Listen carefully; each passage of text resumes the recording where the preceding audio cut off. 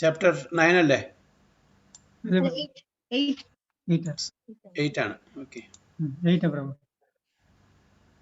15 16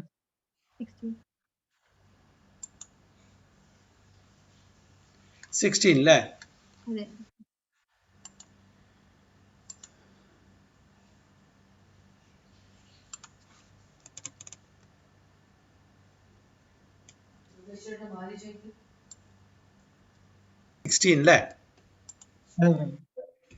ആ ബ്രഹ്മഭുവനാലോക പുനരാവർത്തിനോ അർജുന മാം ഉപേത്യതു Kaunteya പുനർജന്മന വിദ്യത്തെ.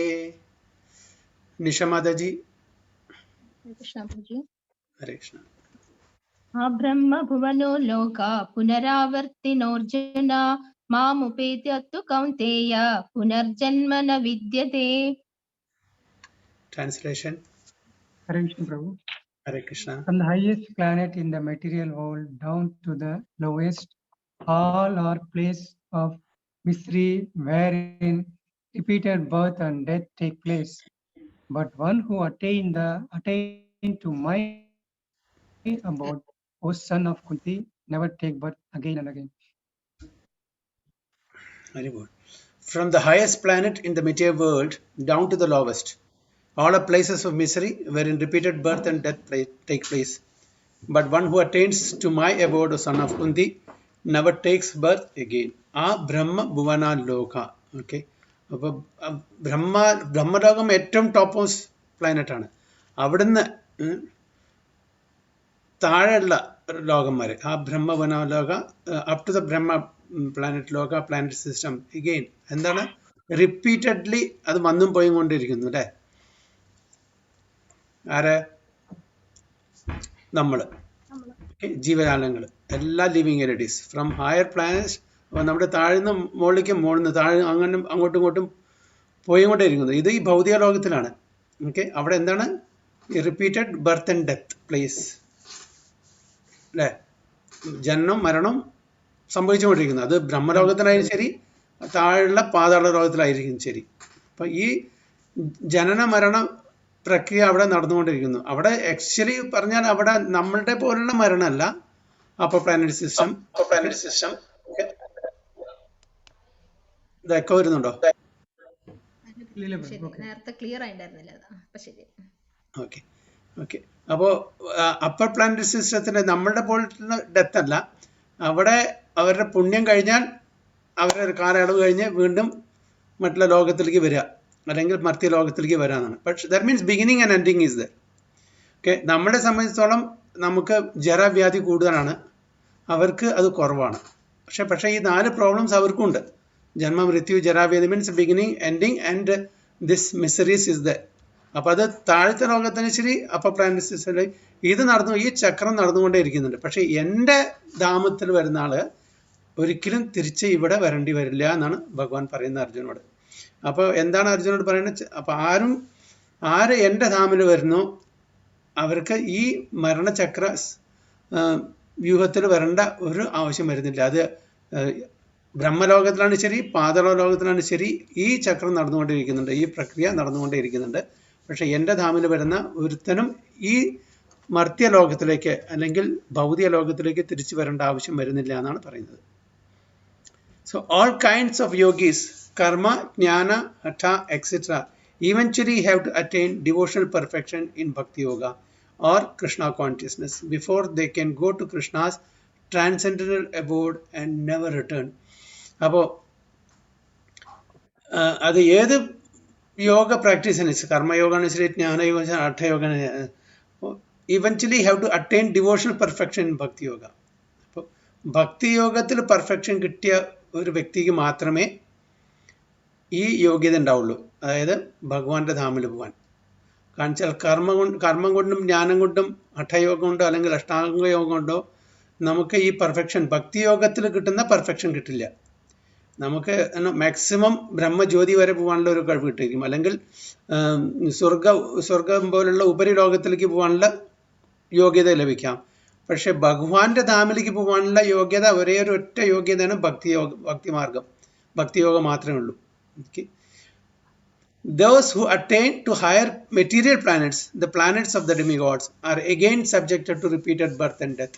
As persons on earth are elevated to higher planets, people on higher planets such as Brahmaloka, Chandraloka, Indraloka fall down to earth. അപ്പോൾ വളരെ clear ആണ്, പ്രഭാത് വളരെ clear പെടുന്നത്. നമ്മൾ ബ്രഹ്മലോകത്തിൽ പോയാലും ശരി, ചന്ദ്രലോകത്തിനായാലും ശരി, ഇന്ദ്രലോകത്തിനായാലും ശരി, സൂര്യലോകത്തിൽ എവിടെ പോയാലും തിരിച്ച് നമ്മൾ ഈ മർത്യലോകത്തിൽ വരണം. ഭൂമിയെ മർത്യലോകം എന്ന് പറയുന്നത് കാരണം വെച്ചാൽ അവിടെയാണ് നമുക്ക് കർമ്മഫലം ഉള്ളൂ. ബാക്കിയൊക്കെ നമ്മുടെ എൻജോയ്മെന്റും സഫറിങ്ങും ആണ്. ഉപരിതലത്തിലുള്ള ലോകങ്ങളിലേക്ക് പോയാൽ നമുക്ക് അവിടെ കൂടുതൽ ആസ്വദിക്കാം, ഭൂമിയെക്കാട്ടിലും കൂടുതൽ ആസ്വദിക്കാം. താഴെയുള്ള ലോകങ്ങളിലേക്ക് പോയാൽ കൂടുതൽ നമുക്ക് കഷ്ടതകൾ അനുഭവിക്കാം. ഓക്കെ, അതെല്ലാം തീർന്നു കഴിഞ്ഞാൽ വീണ്ടും നമുക്ക് ആദ്യം മുതൽക്ക് തുടങ്ങണം. ഓക്കെ, ഈ ഭൗമിക ലോകത്തിൽ വന്നിട്ട്. അപ്പോൾ the practice of sacrifice called Panchagni Vidya recommended in the Chandogya Upanishad enables one to achieve Brahmaloka. But if on Brahmaloka one does not cultivate Krishna consciousness, then he must return to earth. അപ്പോൾ ബ്രഹ്മലോകത്തിൽ നമ്മൾ എത്തിയാലും അവിടെ നമ്മൾ ഭക്തി മാർഗത്തിലൂടെ Krishna consciousness, കൃഷ്ണാവബോധം practice ചെയ്യണമെങ്കിൽ അവിടുന്ന് chance ഉണ്ട്. പക്ഷേ അങ്ങനത്തെ ചാൻസ് വളരെ വളരെ കുറവാണ്. അവിടുന്ന് ഡയറക്റ്റ് പോകുന്ന ചാൻസ് വളരെ വളരെ കുറവാണ്. അതുകൊണ്ടാണ് പറയുന്നത് തിരിച്ച് വീണ്ടും ഈ ഭൂമിയിലേക്ക് വരേണ്ടി വരും എന്ന് പറയുന്നത്. Those who progress in Krishna consciousness on the higher planets are gradually elevated to higher and higher planets, and at the time of universal devastation are transferred to the eternal spiritual kingdom.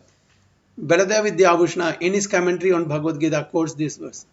അപ്പോൾ അവിടുന്ന് കൃഷ്ണാവബോധത്തിൽ വീണ്ടും ഭക്തി മാർഗത്തിലൂടെ നമ്മൾ കൂടുതൽ practice ചെയ്തിട്ട് പതുക്കെ ഈ പ്രപഞ്ചത്തിൻ്റെ അവസാനം വരുന്ന സമയത്ത് അവർ ഭഗവാന്റെ ധാമിലേക്ക് പോകാനുള്ള ചാൻസ് ഉണ്ട്. പക്ഷെ ആ ഒരു അവസരം വളരെ വളരെ വിരളമാണെന്നാണ് പറയുന്നത്. കാരണം വെച്ചാൽ അത്ര ഈസി അല്ല. കാരണം കൂടുതൽ ആസ്വദിക്കുന്ന ഒരു അവസരം നമുക്ക് കിട്ടുമ്പോൾ ഭഗവാനെ ഓർക്കാൻ വളരെ ബുദ്ധിമുട്ടാണ്. അതുകൊണ്ടാണ് കുന്തി മഹാറാണി കൂടി പറയുന്നത്, ഓക്കെ, കൂടുതൽ കഷ്ടപ്പാട് വരുമ്പോൾ നമുക്ക് ഭഗവാനെ ഓർക്കാനുള്ള അവസരം കൂടും. നമ്മളെല്ലാം കൊണ്ടും തികഞ്ഞിരിക്കുകയാണ്, നമുക്ക് എല്ലാം കൊണ്ടും സന്തോഷമാണ്, ഒരു കഷ്ടപ്പാടും ഇല്ലെങ്കിൽ നമ്മൾ ഭഗവാനെ ഓർക്കില്ല. അപ്പോൾ ഉപരി ലോകങ്ങളിലൊക്കെ അങ്ങനെയാണ്. കൂടുതൽ ആസ്വാദനം ഉള്ളത് കാരണം ഭഗവാനെ ഓർക്കേണ്ട കാര്യം കുറവാണ്. ഭഗവാന്റെ ഭക്തന്മാരാണ്, അതിന് സംശയമില്ല. പക്ഷെ അകമഴിഞ്ഞിട്ടുള്ള ആ സേവനം ഉണ്ടായിരിക്കില്ല, അങ്ങനെ കംപ്ലീറ്റ് ടോട്ടൽ സറണ്ടറൻസ് ഉണ്ടായിട്ടില്ല. അവരെന്താ സകാമ ഭക്തന്മാരുമുണ്ട്, അവരുടെ കാര്യം സാധിക്കാനുള്ള ഇതിനു വേണ്ടിയിട്ട് ഭഗവാനെ അപ്രോച്ച് ചെയ്യുന്നതല്ലാണ്ട് ആ ഒരു പ്യുവർ പരിശുദ്ധ ഭക്തി അവിടെ അതിൻ്റെ അഭാവം അവിടെ കാണും. അപ്പോൾ അതുകൊണ്ടാണ് അവിടുന്ന് ബുദ്ധിമുട്ടാണെന്ന് പറയുന്നത്. അപ്പോൾ എന്താണ് ഇവിടെ ബലദേവ് വിദ്യാഭൂഷൺ പറയുന്നത്? ബ്രഹ്മണ സഹതേ survey സംപ്രാപ്തേ പ്രതിസഞ്ചാരേ പരസ്യാന്തേ കൃതാത്മന പ്രവിശന്തി പരംപദം. When there is devastation in this material universe, Brahma and his devotees who are constantly engaged in Krishna consciousness are all transferred to the spiritual universe and to specific spiritual planets according to their desires.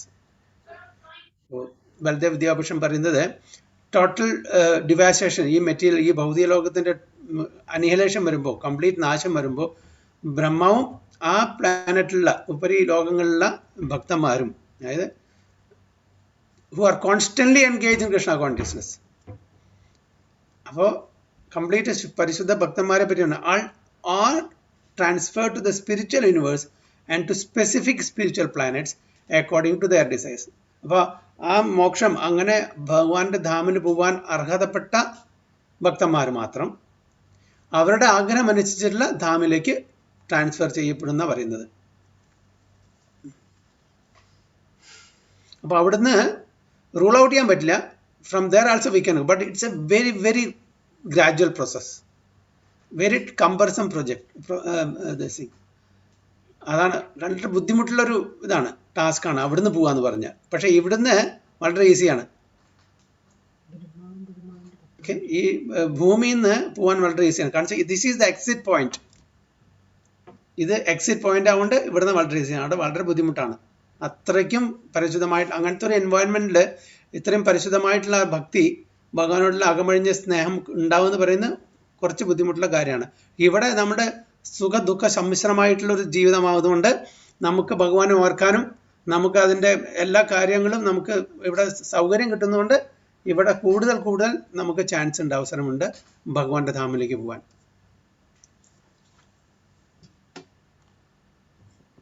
എന്തെങ്കിലും points ഉണ്ടോ? പ്രഭുജി, ഇത് ഇംഗ്ലീഷിൽ പറഞ്ഞിരിക്കുന്നത് ബലദേവ വിദ്യാഭൂഷൺ, മലയാളം ബുക്കിൽ ഇരിക്കുന്നത് ശ്രീധര സ്വാമി തന്റെ ഗീതാഭാഷ്യത്തിൽ പറയുന്നു, അങ്ങനെ എഴുതിയിരിക്കുന്നു. ശരിയായിരിക്കാം, ശ്രീധര സ്വാമി പറഞ്ഞായിരിക്കാം, അത് ബലദേവ് വിദ്യാഭൂഷൺ കമന്ററിയിൽ പറഞ്ഞായിരിക്കാം. ഇന്നീസ് കമന്ററി എന്ന് എഴുതിയിരിക്കുന്നത്. ഭഗവത്ഗീത കമന്ററിയിൽ ബലദേവ് വിദ്യാഭൂഷൺ എഴുതിയതാണ്, പക്ഷെ അത് ശ്രീധര സ്വാമിയുടെ കോട്ട് ചെയ്തായിരിക്കാം. ശ്രീധര സ്വാമി ആരാ പ്രഭുജി? ശ്രീധര സ്വാമി ഒരു ചൈതന്യ മഹാപ്രഭുവിന്റെയും മുമ്പ് ഒരു 1700 വർഷം മുമ്പുള്ള വളരെ ഓഥന്റിക് ആയിട്ടുള്ള ശ്രീമദ് ഭാഗവത ആചാര്യനാണ്. ശ്രീമദ് ഭാഗവതം കമന്ററി എഴുതിയിരിക്കുന്ന ശ്രീധര സ്വാമിയാണ്. എപ്പോഴും ചൈതന്യ മഹാപ്രഭു ശ്രീല പ്രഭുപാദരൊക്കെ എപ്പോഴും കോട്ട് ചെയ്യുന്നതാണ്. ചൈതന്യ മഹാപ്രഭുവിനൊക്കെ വളരെ കാര്യമാണ് ശ്രീധര സ്വാമി. കാരണം അദ്ദേഹത്തിന്റെ ഭാഗവതം കമന്ററി അത്രയും ശ്രേഷ്ഠമായിട്ടുള്ളതാണ്. അപ്പൊ എപ്പോഴും ശ്രീല പ്രഭുപാദർ എപ്പോഴും കോട്ട് ചെയ്യുന്നതാണ് ശ്രീധര സ്വാമി. അപ്പൊ ബലദേവ് വിദ്യാഭൂഷണാണ് നമുക്ക് ഗോവിന്ദ ഭാഷ്യം തന്നിരിക്കുന്നത്. അപ്പൊ അതുകൊണ്ട് ഈ ശ്രീമദ് ഭഗവത്ഗീത ശ്രീല പ്രഭുപാദർ ബലദേവ് വിദ്യാഭൂഷണ ഡെഡിക്കേറ്റ് ചെയ്തിരിക്കുന്നത്.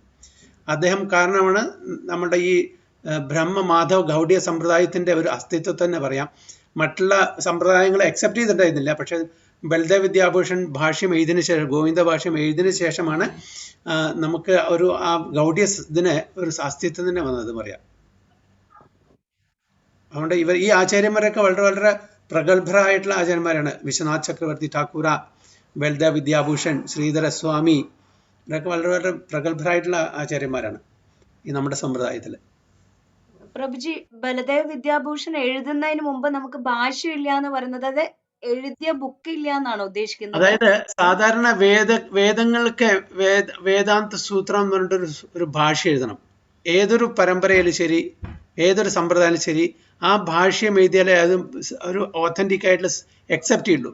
അപ്പോൾ ശങ്കരാചാര്യ ഭാഷ എഴുതിയിട്ടുണ്ട്, ശാരീരക ഭാഷ്യം. ഓക്കെ, ശ്രീ സമ്പ്രദായം അവർക്ക് ഉണ്ടോ ശ്രീ ഭാഷ്യമുണ്ട്. മറ്റുള്ള മാധവ തന്നെ പൂർണ്ണ പ്രജ്ഞ ഭാഷ്യമുണ്ട്. അങ്ങനെ എല്ലാവരും ഭാഷ്യം എഴുതിയിട്ടുണ്ട്. നമ്മളുടെ ഈ ഗൗഡിയ സമ്പ്രദായത്തിന് മാത്രം ഭാഷ്യം എന്തുകൊണ്ട് എഴുതിയില്ല വെച്ചാൽ, ശ്രീമദ് ഭാഗവതം അത് സ്വയം അതിൻ്റെ ഒരു കമന്ററിയാണ്, വേദാന്ത സൂത്രമാണ്. വേദങ്ങളുടെ ഒരു അതാണ് കമന്ററി, വേദാന്ത സൂത്രത്തിന്റെ കമന്ററിയാണ്. അപ്പോൾ അതിന് സ്പെസിഫിക് ആയിട്ട് ഒരു ഭാഷ്യം എഴുതേണ്ട ആവശ്യമില്ല പറഞ്ഞിട്ട് ആരും എഴുതിയില്ല. പക്ഷെ അങ്ങനെ തർക്കം വന്ന സമയത്താണ് ബലദേവ് വിദ്യാഭൂഷണെ തർക്കത്തിന് വിളിച്ചപ്പോൾ, നിങ്ങൾക്ക് ഭാഷ്യമില്ല, അപ്പൊ എന്തിന്റെ ആധാരത്തിലാണ് നിങ്ങൾ സംസാരിക്കുന്നത്? അപ്പൊ നിങ്ങളുടെ ഈ തത്വങ്ങളൊന്നും ഒരു ബേസ് ഇല്ലാത്ത ആർഗ്യുമെന്റ്സ് ആണെന്ന് പറഞ്ഞിട്ട് അവർ വാദിച്ചപ്പോഴാണ്, അതായത് ഈ രാമാനന്ദീസ് വാദിച്ചപ്പോഴാണ് ജയ്പൂരിലെ കോർട്ടിലെ സദസ്സില് ഇദ്ദേഹത്തിനെ വിളിക്കുന്നത്, വിശ്വനാഥ് ചക്രവർത്തി ഠാക്കൂറിനെ വിളിക്കുന്നത്. വിശ്വനാഥ് ചക്രവർത്തി ഠാക്കൂർ അന്നത്തെ പ്രഗത്ഭനായിട്ടുള്ള ഒരു വൈഷ്ണവ ആചാര്യനായിരുന്നു. അന്ന് വൃന്ദാവനത്തിലെ എന്താ പറയുക, ഇതിനെ ഡിബേറ്റ് ചെയ്യാൻ വേണ്ടി വിളിച്ചപ്പോൾ അദ്ദേഹം വളരെ വയസ്സായത് കാരണം തൻ്റെ ശിഷ്യനായിട്ടുള്ള വളരെ പ്രഗത്ഭനായിട്ടുള്ള ബലദേവ് വിദ്യാഭൂഷണെ ഈ കാര്യം ഏൽപ്പിച്ചു. എന്നിട്ട് അദ്ദേഹം വന്നിട്ടാണ് എന്താ പറയുക അവരോട് ആർഗ്യൂ ചെയ്യുന്നത്. അപ്പോഴും അവർ പറഞ്ഞു, നിങ്ങളുടെ ഇതിന് ഈ ആർഗ്യുമെന്റിന്, ഈ തർക്കത്തിന് യാതൊരു ബേസും ഇല്ല, നിങ്ങളുടെ ഭാഷ്യമാണ്, അത് കാണിച്ചു തരാൻ പറഞ്ഞു. അപ്പോൾ പറഞ്ഞു, ഓക്കെ, ഞാൻ ഭാഷ്യം കൊണ്ടുവരാം. എത്ര ദിവസം പറഞ്ഞു? 7 ദിവസം എത്ര പറഞ്ഞു, എനിക്ക് സമയം തരൂ. എന്നിട്ട് രാധാ ഗോവിന്ദ്ജി ടെമ്പിളിൽ പോയിട്ട് അവിടുന്ന് പ്രാർത്ഥിച്ചിട്ട് 2 ദിവസം 3 ദിവസം കൊണ്ട്, അതായത് രാധാ ഗോവിന്ദ്ജിയാണ് ഡിക്റ്റേറ്റ് ചെയ്യുന്നത്. ജസ്റ്റ് ലൈക്ക് നമ്മുടെ നാരായണ ഭട്ടതിരിപ്പാടിനെ ഗുരുവായൂരപ്പൻ ഡിക്റ്റേറ്റ് ചെയ്ത പോലെ ഈ എന്താ ബലദേവ് വിദ്യാഭൂഷണെ ഗോവിന്ദജി ഡിക്റ്റേറ്റ് ചെയ്തു, ഭാഷ്യം എഴുതി. അതാണ് ഗോവിന്ദ ഭാഷ്യം. ആ ഗോവിന്ദ ഭാഷ്യം വന്നിട്ട് അതിൽ വെച്ചിട്ടാണ് തർക്കിക്കണത്. ആ തർക്കിച്ചപ്പോൾ എല്ലാവരും അന്തം വിട്ടു നിന്നു, ഈ എല്ലാ രാമാനന്ദീസും. എന്നിട്ട് അവസാനം ഇദ്ദേഹത്തിനെ തൻ്റെ ഗുരുവായിട്ട് സ്വീകരിക്കാൻ പോവാണ് എല്ലാവരും സഭയിലുള്ള എല്ലാവരും. എന്നിട്ട് അത് അവിടെ എസ്റ്റാബ്ലിഷ് ചെയ്തു ഈ അചിന്ത അഭേദ തത്വം, രാധാകൃഷ്ണ വേഷിപ്പൊക്കെ. അതുവരെ രാധാകൃഷ്ണ ഗോവിന്ദജിയുടെ അവിടെ രാധാ ഗോവിന്ദ്ജിയിലെ രാധ ഉണ്ടായിരുന്നില്ല. രാധയെ പിന്നീടാണ് അവർ എസ്റ്റാബ്ലിഷ് ചെയ്തത്. അപ്പോൾ സമ്മതിച്ചു. പക്ഷേ ഇവർ പറഞ്ഞു, അങ്ങേ ഗുരുവായിട്ട് സ്വീകരിക്കണം. പറഞ്ഞു, നിങ്ങളെല്ലാം ശ്രീ സമ്പ്രദായത്തിൽ ഫോളോ ചെയ്യുന്ന ആൾക്കാരാണ്. ശ്രീ സമ്പ്രദായം വളരെ ഓത്തൻറ്റിക് ആയിട്ടുള്ളൊരു സമ്പ്രദായമാണ്. അപ്പോൾ എന്നെ ഗുരുവായിട്ട് സ്വീകരിക്കേണ്ടെങ്കിൽ ആരും ആവശ്യമില്ല. അങ്ങനെ സ്വീകരിച്ചാൽ ഞാൻ അവരോട് ചെയ്യുന്ന ഒരു അപരാധമായിരിക്കും. അപ്പം നിങ്ങളെങ്ങനെ വെച്ചാൽ അത് പ്രകാരം തന്നെ പോയാൽ മതി, പക്ഷേ ഇത് അക്സെപ്റ്റ് ചെയ്യണം പറഞ്ഞിട്ട്. അങ്ങനെയാണ് അന്നത്തെ രാജാവ്, ഒരു രാജ്പുത്ത്, എൻ്റെ പേർക്ക് ഓർമ്മയിൽ, മാൻസിംഗോ ആരാണെന്ന് അറിയില്ല. അപ്പോൾ അദ്ദേഹം ഒരു വൈഷ്ണവനായിരുന്നു. അങ്ങനെയാണ് പിന്നെ ഈ രാധാകൃഷ്ണ വേർഷിപ്പ് അവിടെ അക്സെപ്റ്റ് ചെയ്ത് അത് തിരിച്ച് എന്താ പറയുക പ്രാബല്യത്തിൽ വന്നത്. അപ്പോൾ അതുകൊണ്ട് ബൽദേവ് വിദ്യാഭൂഷണാണ് ഗോവിന്ദ ഭാഷ്യം തന്നിരിക്കുന്നത്. അത് കാരണം നമ്മുടെ ശ്രീലപ്രഭുപാജി ഈ അദ്ദേഹം എഴുതിയിട്ടുള്ള ഭഗവത്ഗീത അദ്ദേഹത്തിന് ഡെഡിക്കേറ്റ് ചെയ്തിരിക്കുന്നത്. ആദ്യത്തെ പേജിൽ കാണാം, ഡെഡിക്കേറ്റഡ് ടു ബൽദേവ് വിദ്യാഭൂഷണ കണ്ട് എഴുതിയിട്ടുണ്ടാവും. അല്ല, അത് ഭയങ്കര ഹെവിയാന്ന് കേട്ടിട്ടില്ലേ എന്താ ആ ഭാഷ്യം? അപ്പൊ അതിന്ന് തർജ്ജമ ചെയ്തിട്ടാണ് പ്രഭാത എഴുതിയേക്കുന്നത്, അങ്ങനെയാണോ പ്രഭുജി? അല്ലല്ല, പ്രഭുപാദ ഈ ഭഗവത്ഗീത ട്രാൻസ്ലേഷനും അതിന്റെ പർപ്പോർട്ട് ചെയ്തത് വിശ്വനാഥ് ചക്രവർത്തി ഠാക്കൂർ, ശ്രീധരസ്വാമി, ബൽദേവ് വിദ്യാഭൂഷൺ, നിങ്ങളുടെ ആചാര്യന്മാരുടെ ഒരുപാട് കമന്ററീസ് ഉണ്ട് ഭഗവത്ഗീതയിലും ഭാഗവത്തിലും മറ്റൊക്കെ. അപ്പോൾ ഓരോ ശ്ലോകം എഴുതിയിട്ട് അതിനെ ഓരോ വാക്കിൻ്റെയും ഓരോ സാൻസ്ക്രിറ്റ് പദത്തിൻ്റെയും ഇംഗ്ലീഷ് ഈക്വലൻ്റ് എഴുതും, ട്രാൻസ്ലിട്രേഷൻ. ഓക്കെ, അപ്പോൾ ആ ബ്രഹ്മഭുവനാലോക പുനരാവർത്തന അർജുന മാം ഉപേച്യത് കൗന്ദേയ പുനർജന്മന വിദ്യത. ആ ബ്രഹ്മ ഭുവനാലോക ഓരോന്നും സ്പ്ലിറ്റ് ചെയ്തത് അതിൻ്റെ ട്രാൻസ്ലിട്രേഷൻ എഴുതും ഇംഗ്ലീഷിൽ. അത് അത്ര ഈസി ഒന്നല്ല, കാണിച്ചാൽ അതിൻ്റെ ശരിക്കുള്ള ഈക്വൽ ഇംഗ്ലീഷ് വേർഡ് കിട്ടാൻ അത്ര ഈസി ഒന്നല്ല. അത് കഴിഞ്ഞിട്ടായിരിക്കും പിന്നെ അതിൻ്റെ ട്രാൻസ്ലേഷൻ. ആ ട്രാൻസ്ലേഷൻ കഴിഞ്ഞിട്ടായിരിക്കും പർപ്പോർട്ട്. ആ പർപ്പോർട്ട് എഴുതുമ്പോൾ പല ആചാര്യന്മാരുടെയും പുസ്തകം തുറന്നു വെച്ച് അദ്ദേഹം അതിൽ എല്ലാം ക്രോഡീകരിച്ച് പിന്നെ അദ്ദേഹത്തിൻ്റെ സ്വന്തം ഇതിൽ അത് എഴുതും. അങ്ങനെ എഴുതുന്നത് അന്ന് അത്ര ഈസി ഒന്നല്ല. ഇത് ഏതൊക്കെ പുസ്തകങ്ങളിലാണ് എവിടെയാണ് ഒന്നും അറിയാൻ പറ്റില്ല. അപ്പോൾ പല സ്ഥലത്തുനിന്നും പ്രഭുപാദ് കോട്ട് ചെയ്യുന്നുണ്ട്. അത് ഒരാളെ ഒരു എംപവർ ചെയ്തില്ലെങ്കിൽ ഇതൊന്നും ചെയ്യാൻ പറ്റില്ല. ഓക്കെ, ഇന്നത്തെ പോലെ ഗൂഗിളോ ജസ്റ്റ് ടൈപ്പ് ചെയ്യുക എല്ലാം വരുന്നില്ല, ഒന്നുമില്ല, എല്ലാം റിട്ടേൺ ഫോമിലാണ്. അപ്പോൾ എത്ര ബുക്ക് റിഫർ ചെയ്യണം, എവിടെ റിഫർ ചെയ്യുന്നു എങ്ങനെ അറിയാം? അപ്പോൾ നമ്മൾ കുറേ ബുക്ക് വായിച്ചിട്ടുണ്ടാവും. അത് ഫോർ എക്സാമ്പിൾ നമ്മളെല്ലാം ഓർമ്മയില്ല. അപ്പോൾ ഏത് ശ്ലോകം എവിടെ നമുക്ക് ഓർമ്മയുണ്ടാവും? ഇന്നിപ്പോൾ നമുക്ക് ഈസിയാണ്. പിന്നെ ഈ ശ്ലോകം എന്ന് വെച്ചാൽ അടിച്ചാൽ മതി, ഉടനെ നമുക്ക് കിട്ടും. നേരെ അതല്ല, ആ സമയത്ത് എല്ലാം അവനോട് വായിച്ചാൽ മാത്രം പോരാ, പഠിക്കണം. ഇപ്പം നമ്മൾ വായിച്ചു പോകുന്നുള്ളൂ, പഠിക്കുന്നില്ലല്ലോ.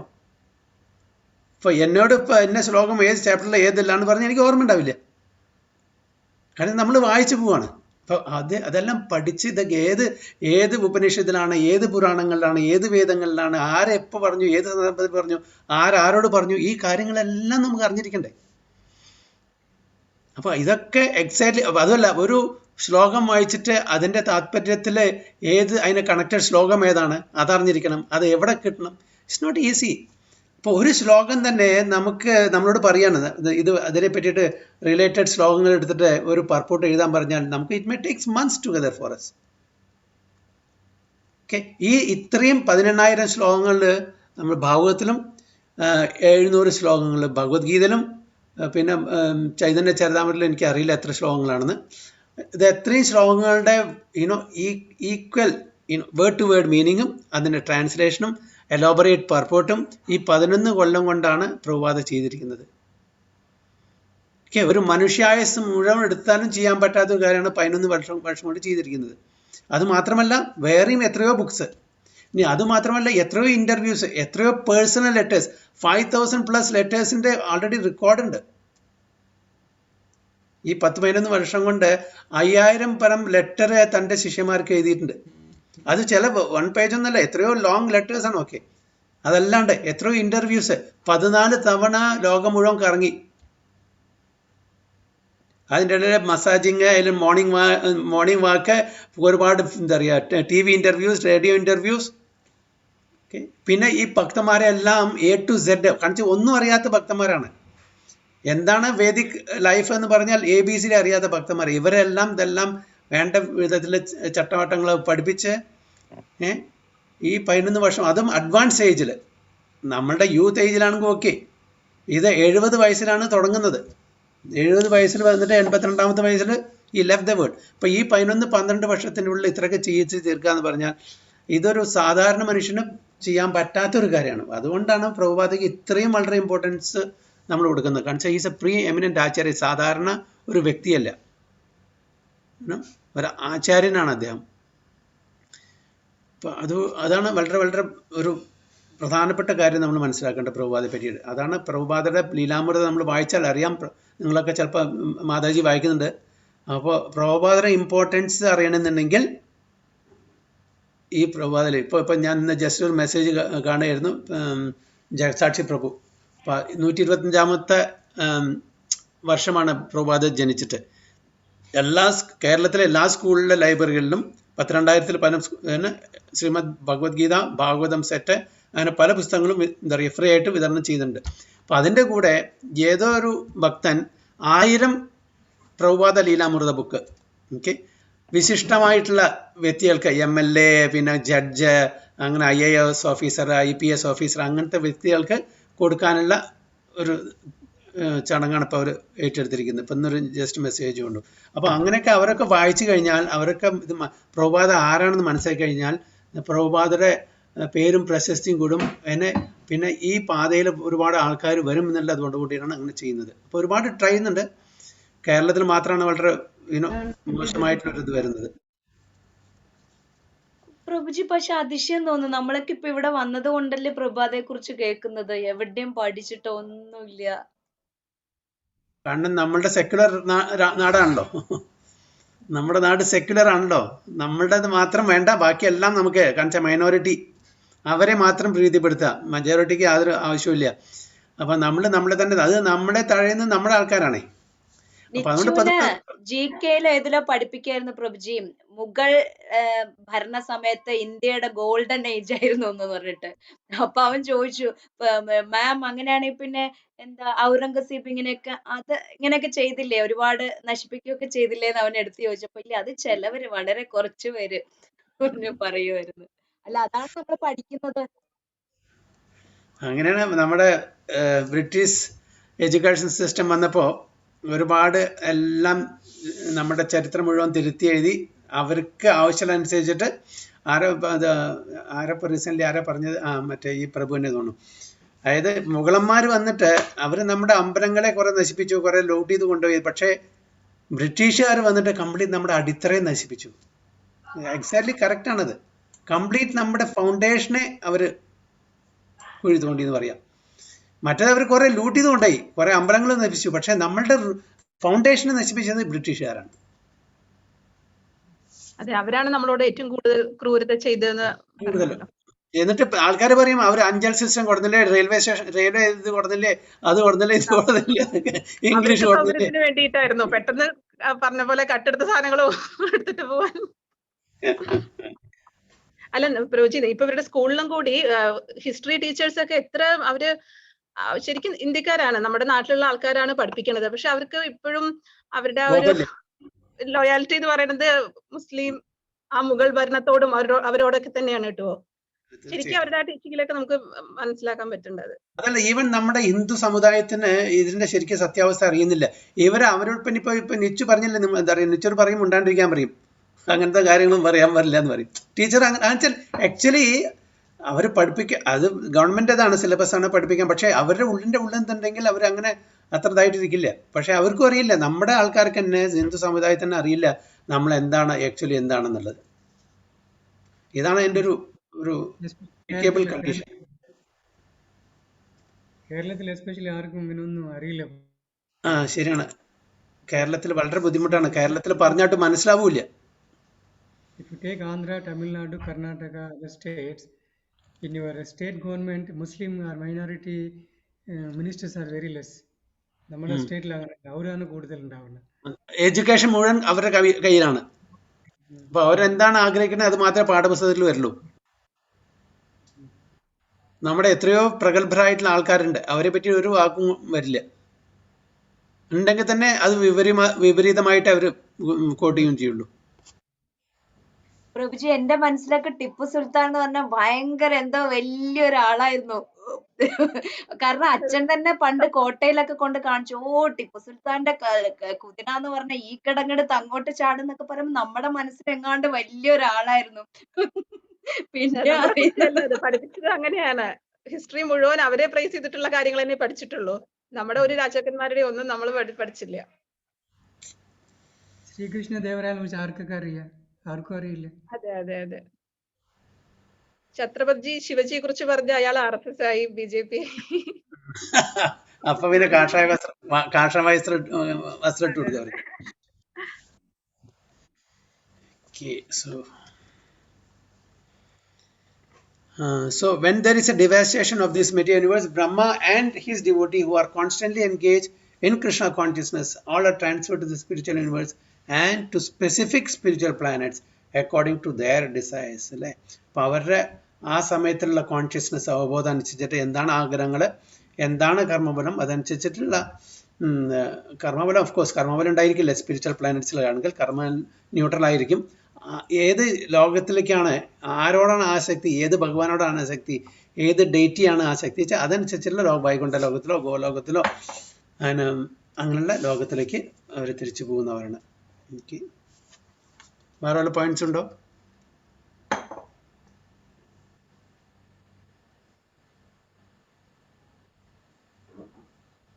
പ്രഭുജി, അപ്പൊ ഉയർന്ന പ്ലാനറ്റ്സിലുള്ളവര് മനുഷ്യന്മാരായിട്ടും ജനിക്കൂ? ആ ഉയർന്ന പ്ലാനറ്റ്സിലെ അവിടെ വീണ്ടും ഭൗതിക ഇച്ഛകൾ ബാക്കിയുണ്ടെങ്കിൽ അവർ തിരിച്ച് ഈ മർത്യലോകത്തിൽ അല്ലെങ്കിൽ ഭൂലോകത്തിൽ വന്ന് വീണ്ടും ഭക്തിമാർഗത്തിലൂടെ കംപ്ലീറ്റ് പെർഫെക്ഷൻ ആയിട്ടേ പോകുള്ളൂ. വളരെ വളരെ കുറച്ച് ആൾക്കാരാണ് അവിടുന്ന് പെർഫെക്ഷൻ കിട്ടിയിട്ട് പോകുന്ന ആൾക്കാർ. അതാണ് അവിടെ പറയുന്നത്. അങ്ങനെ പോകുന്ന ആൾക്കാർ ഈ ഇതിൻ്റെ ഈ പ്രളയ സമയത്ത്, ഈ അവസാന സമയത്ത് അവരുടെ ആഗ്രഹപ്രകാരം അതായത് പ്ലാനറ്റ്സിലെ സ്പിരിച്വൽ പ്ലാനറ്റ്സിൽ പോകും എന്നാണ് പറയുന്നത്.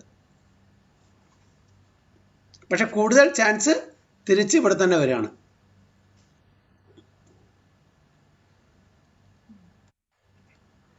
Okay, 17. സഹസ്രയുഗ പര്യന്തം അഹര്യദ്ഭ്രമണോ വിദുഃ രാത്രിം യുഗസഹസ്രാന്തം തേഹോരാത്ര വിദോ ജനഃ. ജിഷമാതജി. Krishna പ്രഭുജി. Hare Krishna. സഹസ്രയുഗ പര്യന്തം അഹര്യദ്ബ്രഹ്മണോ വിദുഃ രാത്രിം യുഗസഹസ്രാന്തം ദേഹോരാത്ര വിദോ ജനാഃ. Translation. By human calculation, 1,000 ages taken together for the duration of Brahman's one day, and such Brahma's one day, and such also is the duration of his night. അപ്പോൾ ഇവിടെ ബ്രഹ്മാവിൻ്റെ ഒരു ദിവസത്തെ പറ്റിയും രാത്രിയെ പറ്റിയാണ് പ്രതിപാദിക്കുന്നത്. Okay. The duration of the material universe is limited. It is manifested in cycles of kalpas. A kalpa is a day of Brahma, and one day of Brahma consists of 1,000 cycles of 4 yugas or ages Satya, Treta, Dwapara and Kali. Cycle of Satya is characterized by virtue, wisdom and religion, there being practically no ignorance and vice, and the yuga lasts 1,728,000 years. In the Treta Yuga, vice is introduced, and this yuga lasts 1,296,000 years. In the Dwapara Yuga, there is an even greater decline in virtue and religion, vice increasing, and this yuga lasts 864,000 years. And finally, in Kali Yuga, the yuga we have now been experiencing over the past 5,000 years, there is an abundance of strife, ignorance, religion, and vice, true virtue being practically non-existent, and this yuga lasts 432,000 years. In Kali Yuga, vice increases to such a point that at the termination of the yuga, Supreme Lord himself appears as the Kalki Avatara, vanquishes the demons, saves his devotees, and commences another Satyuga. When the process is set rolling again, the 4 yugas rotating 1,000 times comprise one day of Brahma, and the same number comprise one night. Brahma lives 100 of such years and then dies. These 100 years by earth calculation total to 311 trillion and 40 billion earth years. By these calculations, life of Brahma seems fantastic and interminable, but from the viewpoint of eternity, it's as brief as lightning flash. In the causal ocean, there are innumerable Brahmas rising and disappearing like bubbles in the Atlantic. Brahma and his creation are all part of the material universe, and therefore they are in constant flux. ഇതാണ് ചുരുക്കത്തിൽ ബ്രഹ്മാവിൻ്റെ life span. ഇതെങ്ങനെയാണെന്ന് വെച്ചാൽ ചതുർയുഗം, 4 യുഗങ്ങളുടെ total duration. Okay.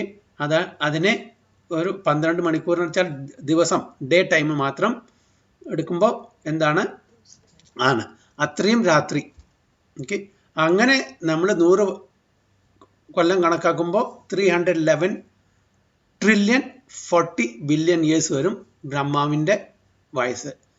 അതാണ് ബ്രഹ്മാവിൻ്റെ 100 വർഷത്തെ. നമ്മുടെ 100 വർഷം പറയുന്നത് നമ്മുടെ ഈ, അതായത് ഒരു കൊല്ലത്തിന് 365 ദിവസം അല്ലേ, ഒരു ദിവസം 24 മണിക്കൂർ അങ്ങനെ കണക്കാക്കിയിട്ടുള്ള 100 വർഷം. ബ്രഹ്മാവിൻ്റെ 100 വർഷമാണ് ഇവിടെ പറഞ്ഞിരിക്കുന്നത്. അത് നമ്മുടെ എർത്തിലെ കാൽക്കുലേഷൻ പ്രകാരം 311 ട്രില്യൺ 40 ബില്യൺ ഇയേഴ്സ് ആണ്. അത് കഴിയുമ്പോൾ ബ്രഹ്മാവ് കംപ്ലീറ്റ് യൂണിവേഴ്സ് കൂടി തിരിച്ചു പോകും. അപ്പോൾ അത് ഭഗവാന്റെ കണക്കിൽ നോക്കുമ്പോൾ ജസ്റ്റ് എ ഫ്ലാഷ് ഉള്ളൂ, ജസ്റ്റ് എ ഫ്ലാഷ്. എന്താണ് ആ ശ്വാസോച്ഛ്വാസം, ശ്വാസം എടുക്കുന്നത്, ശ്വാസം വിടുന്നത്, ആ ഒരു സമയം. അപ്പോൾ ശ്വാസം വിടുന്നത് പറഞ്ഞാൽ ബ്രഹ്മാവ് തൻ്റെ യൂണിവേഴ്സായിട്ട് വരുന്നതും ശ്വാസം തിരിച്ച് വലിക്കുമ്പോൾ ബ്രഹ്മാവ് തിരിച്ചു പോകുന്നതും. അപ്പോൾ ഈ 311 ട്രില്യൺ 40 ബില്യൺ ഇയേഴ്സ് ഭഗവാന്റെ ടൈം സ്കെയിലിൽ ഒന്നുമില്ല.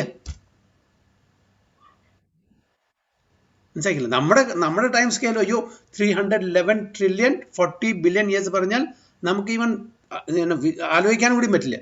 ഇപ്പം ചെറിയൊരു ഇൻസെക്റ്റിൻ്റെ, അതായത് മിനിറ്റുകളോളം ജീവിക്കുന്ന ഒരു ഇൻസെക്റ്റ് അല്ലെങ്കിൽ ഒരു ഉറുമ്പെടുക്കുക, ആ ഉറുമ്പ് എത്ര മണിക്കൂർ ജീവിക്കും അല്ലെങ്കിൽ എത്ര ദിവസം ജീവിക്കും? അപ്പോൾ അതിൻ്റെ ജീവിതം അത് കമ്പയർ ചെയ്യാണ് നമ്മുടെ ജീവിതത്തെ പറ്റി. അപ്പോൾ അതിന് മനസ്സിലാക്കാൻ പറ്റില്ല നമ്മുടെ ജീവിതത്തിൻ്റെ ഡ്യൂറേഷൻ. അതേപോലെ നമ്മൾ ബ്രഹ്മാവിൻ്റെ ജീവിതത്തിനെ കമ്പയർ ചെയ്യുമ്പോൾ നമുക്ക് മനസ്സിലാക്കാൻ പറ്റില്ല ബ്രഹ്മാവിൻ്റെ ഒരു.